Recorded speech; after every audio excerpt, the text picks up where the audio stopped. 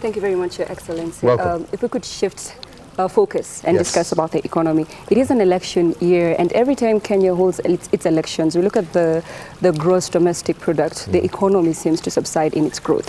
What are you going to do this year to ensure that actually we're able to maintain a continued growth? I think what's most important, and that is the responsibility not just of me as president, it's the responsibility of every single politician, that we must be very careful of our utterances.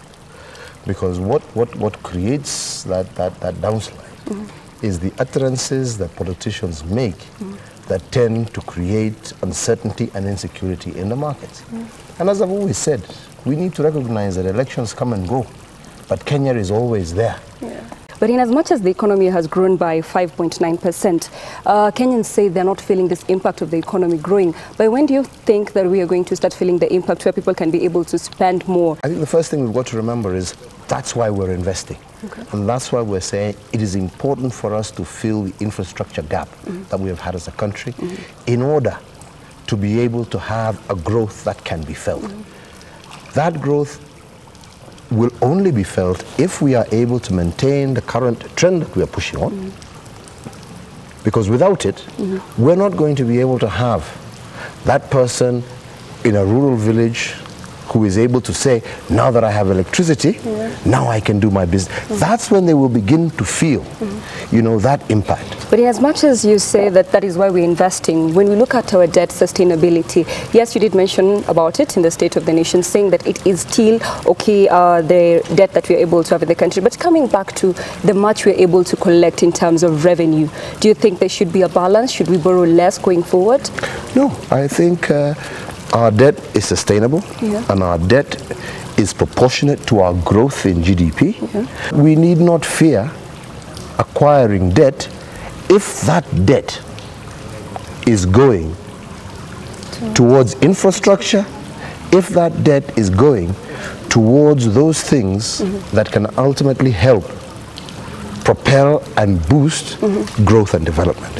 And that is why I said the biggest challenge we have as a country is this ever-ending spiral of the public sector wage bill. That is the true threat.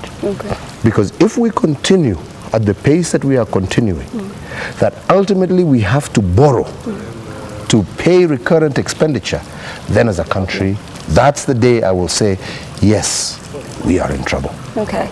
And big infrastructure projects. You're just about to launch the SGR project. And your critics have been very vocal about the cost of this SGR project. Could it have come at a cheaper cost?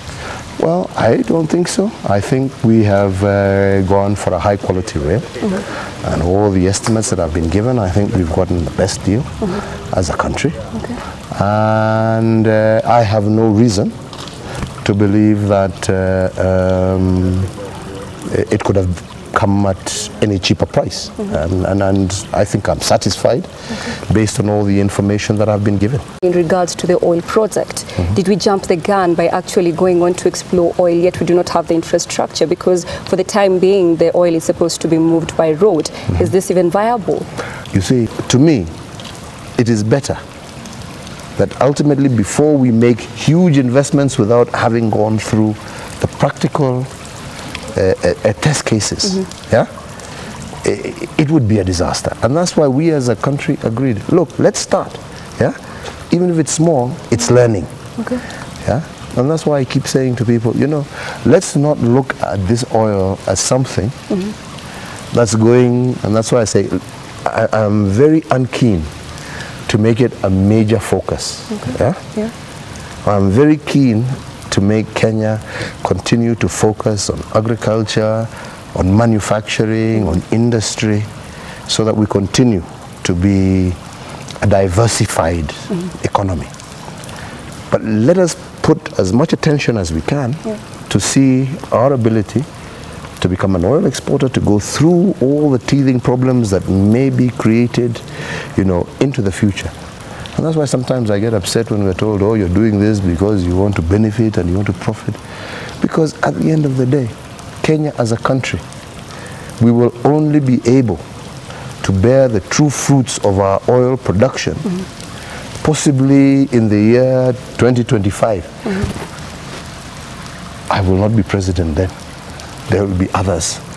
So mine is really just to ensure that we've gone through all the teething problems, that we have put all the necessary infrastructure in place, that we have all the necessary legislation in place, that we've gone through all the logistics, that we've tested the oil, so that those generations that will come, for me, my pride will be to say, at least we had a president who went through all the issues and has left us, at least a legacy, that we are now able to exploit this resource for the benefit of this great country. Thank you so much, Mr. Mungu President. mbele akubariki. Hata wewe hivyo pia.